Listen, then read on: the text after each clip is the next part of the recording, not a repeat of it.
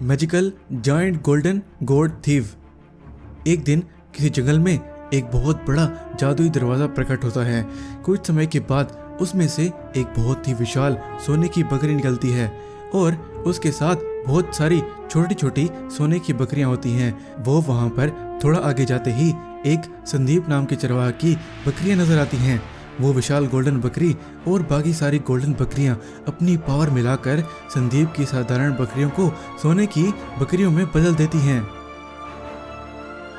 उन्हें सोने में बदलने के बाद उन बकरियों को भी अपने साथ ले जाती हैं और वो दरवाजा गायब हो जाता है। संदीप बहुत डर गया था। वहीं संदीप, ये कैसे हो सकता है? पहले तो मैंने ऐसा कभी नहीं देखा था। लगता है ये किसी और दुनिया से आई थी और ये तो सोने की थी और मेरी बकरियां सोने में बदल कर अपने साथ ले गई। मेरे घर का पालन पोषण तो इन्हीं बकरियों की वजह से चल रहा था। संदीप घर जब आता है तो उसका बेटा गोलू उससे, पिताजी क्या हुआ? हमारी बकरियां कहाँ हैं और आप ऐसे परेशान क्यों दिख रहे हैं?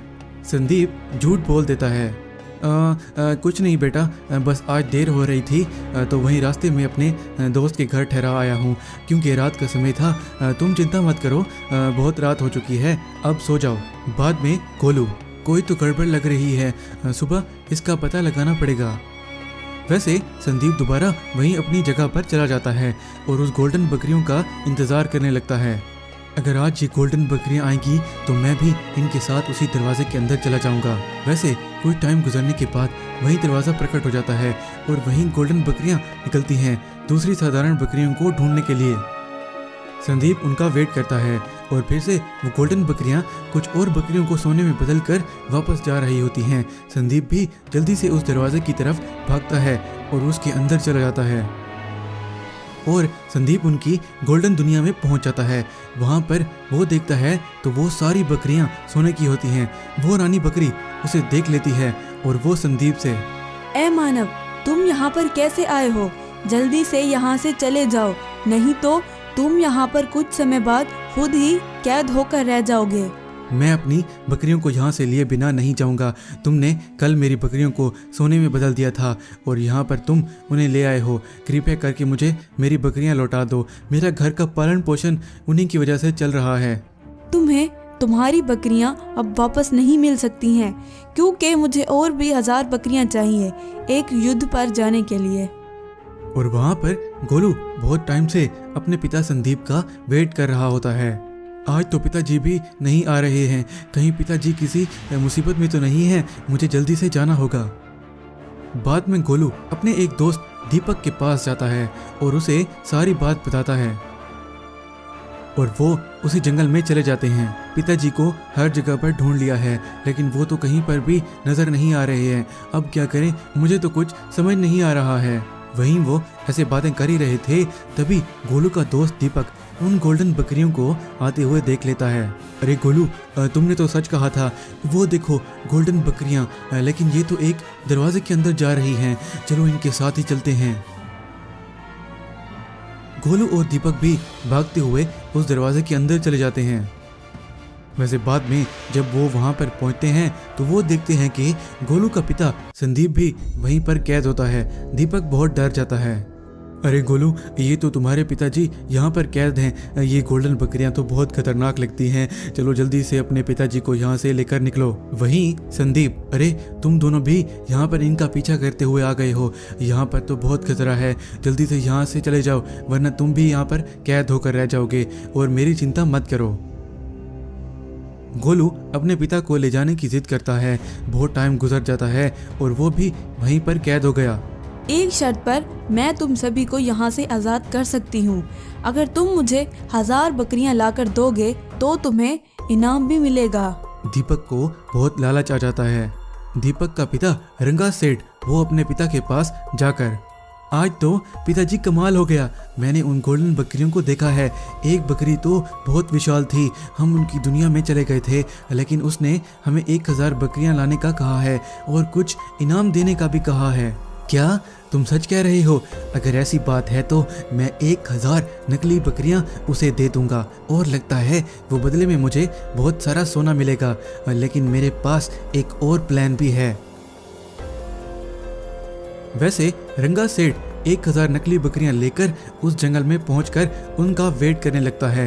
लेकिन इस बार वो जायंट गोल्डन बकरी अकेले ही आई थी और जब उसने अपनी शक्ति इस्तेमाल की उनको सोने का बनाने की, लेकिन उन पर कोई असर नहीं हुआ। उस बकरी को सब पता चल गया था। ये मेरे साथ तुम लोगों ने धोखा किया है, अब तुम सभी को मैं एक पुतला बना दूंगी। ये गोल्डन बकरी तो बहुत ही ज़्यादा समझदार है, इस पर अपना दूसरा प्लान इस्तेमाल करना पड़ेगा। उस दूसरे प्लान में उसने गोल्डन बकरी को बेहोश करके वो रंगा सेठ अपने घर ले जाता है। वहाँ पर बहुत सारे लोग जमा हो जाते हैं तो एक व्यक्ति, ये गोल्डन बकरी मैं खरीदूंगा, इसका मैं 1 करोड़ देने के लिए तैयार हूँ। ठीक है, डील पक्की हो गई, जल्दी से मुझे पैसे दो और इसे ले जाओ। बस कुछ ही टाइम के बाद उस बकरी को होश आ गया और उसने सभी जितने भी वहाँ पर खड़े थे उन्हें एक पुतले में बदल दिया।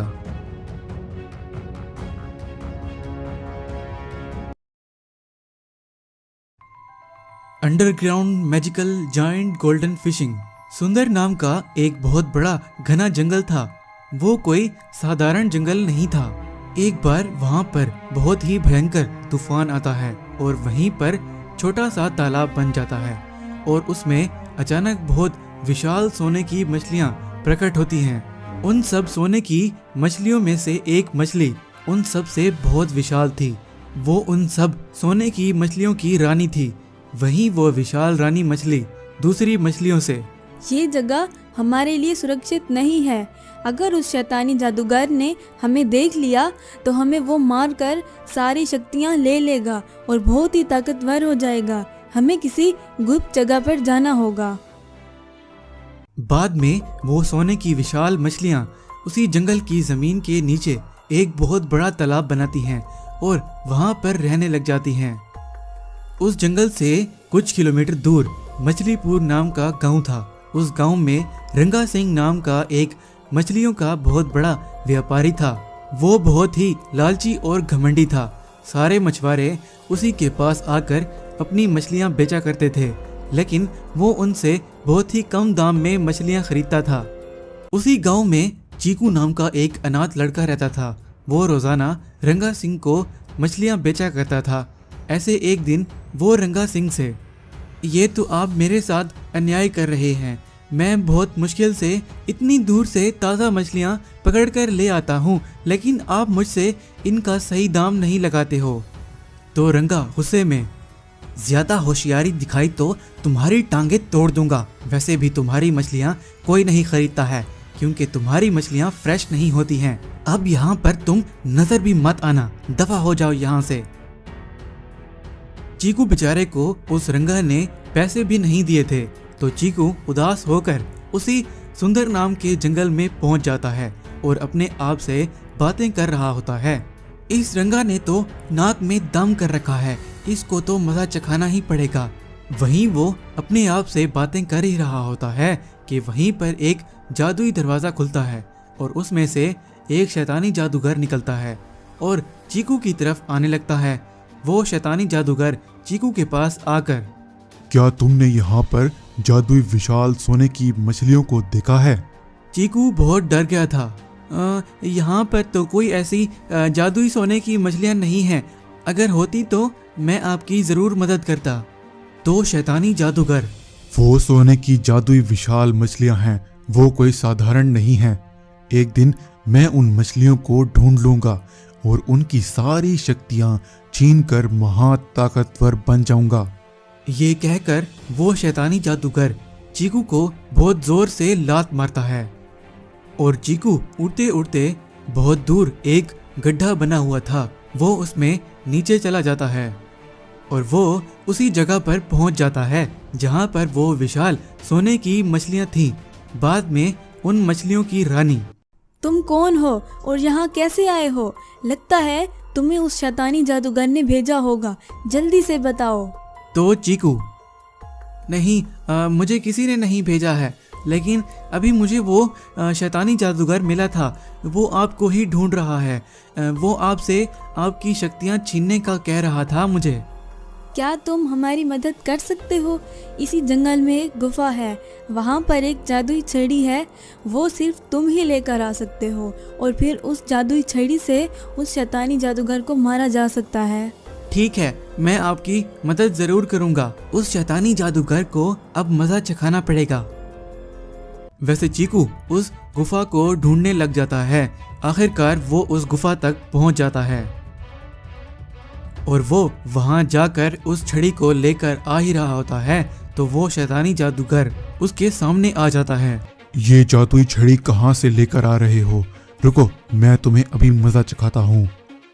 उस जादूगर के हमला करने से पहले चीकू उस छड़ी को इस्तेमाल कर देता है और शैतानी जादूगर वहीं एक चूहे में बदल जाता है।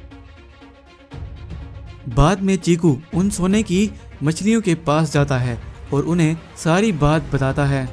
तो वो रानी मछली, तुमने हमारी मदद की है और इसके बदले मैं भी तुम्हारी मदद करूंगी। वहीं बहुत सारा सोना आ जाता है।